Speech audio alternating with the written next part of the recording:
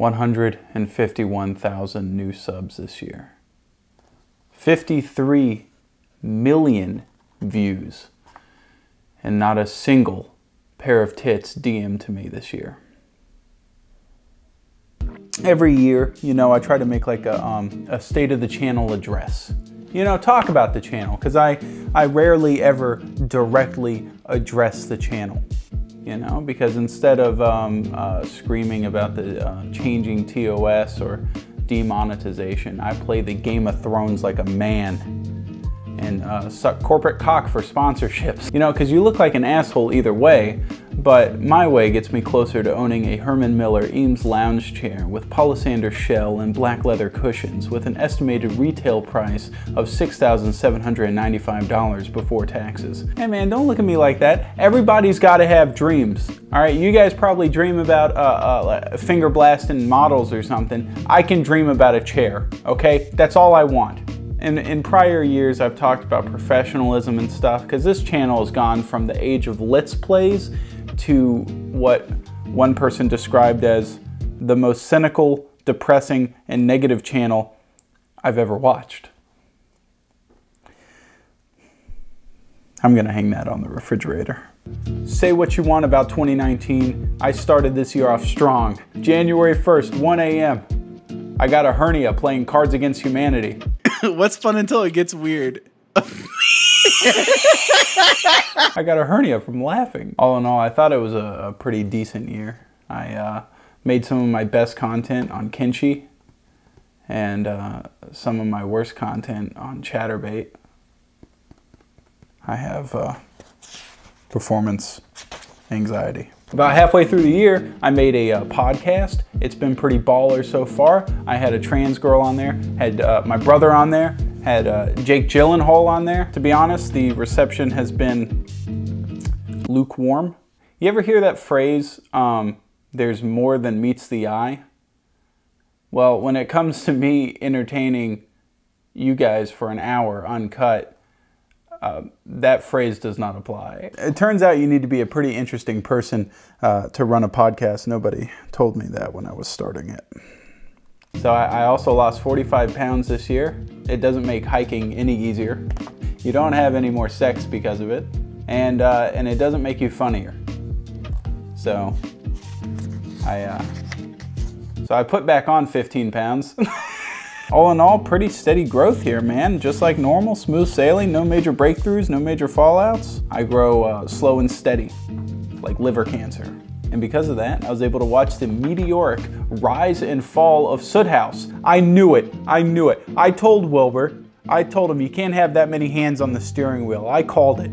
It sounds like a bad sitcom. 7 Brits, one of them has a vagina. They find Reddit, cue laugh track. Look, those beans are in a shoe. I'm glad to see Wilbur escape though, and is off doing successful things. You know, every boy band's got to have that one person with talent. Guess we figured out who that was. Don't worry guys, the channel is still a sausage fest, 96.5% male, but I've done the math here. Because there's 768,000 of you, that's still 26,880 women, which means 53,760 individual breasts that I can leverage my power as a content creator to get pictures of. Top video this year, Minecraft. Who would have guessed it? Worst video was that TFT video I made in the airport. I don't know, I thought that one was a banger. This is dog shit. Nobody wants to see me play TFT. Die, die, die! War never changes. About halfway through the year, I went to Seattle, met some of my internet friends, rode a Ferris wheel. I got to meet some of you guys, but best of all, I got to eat Dick's Burgers. Best burgers in the world. I'm telling you know what? I'm gonna go ahead and lay down my credibility on the line. I'm gonna stick my neck out for Dick's Burgers. Better than Shake Shack. On God, better than Shake Shack. Better than In-N-Out, better than Whataburger, better than Chick-fil-A. You want something delicious and meaty sliding down your throat? go get some dicks. Oh, here we go. Here's a nice little factoid. In January, my New Year's resolution was to stream on Twitch more. I streamed twice this year. This year I bought a Razer laptop. It's already broken. This year I bought a Razer mouse. It's already broken. This year I approached the Fleshlight company for a sponsorship and was denied.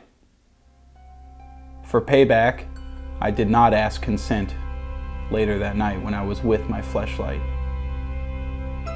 I took what I wanted. Christmas just passed, and my daughter got a Magnadoodle rocking horse and some Legos for Christmas. But because she's just a fucking baby and I own the house, I got a Magnadoodle, a rocking horse, and some Legos for Christmas. Well, the Discord's dying. Turns out managing 35,000 people, trying to cultivate a mini society with little or no active moderators, it turns out it just descends into chaos. Just further proof communism doesn't work. This year, I've come to terms with the fact that I'll never get my Bitcoin investment back. But it's fine, because it's not like I used a reverse mortgage in order to buy it.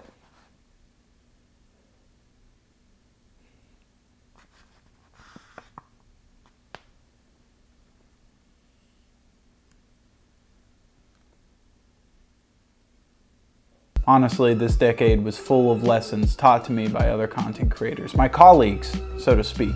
Ricky Berwick taught me that people find you a lot funnier if they pity your entire existence, which is why I came out as Jewish.